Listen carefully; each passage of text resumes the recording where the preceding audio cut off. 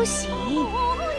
近些年的作品出圈可能是更吻合当下现代人的审美，在精神上也好，这种视觉上也好，有一种共鸣吧。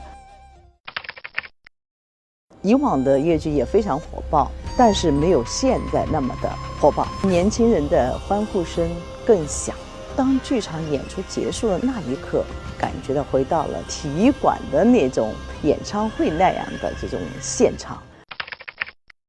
1月份首演以后，这段时间一直在修改，改好了以后肯定会先公演，在5月份全国巡演。除了这个我的大观园在加工、修改、提升，还有一个重要的剧目就是苏东坡正在创排当中。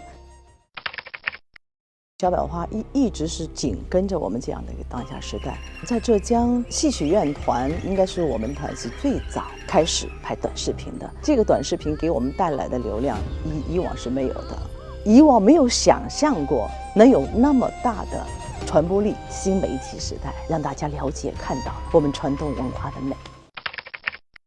希望能够从国家的层面给予我们全国的青年的这个戏剧人有更多的展示平台，所以希望能够从国家层面给青年人设立奖项。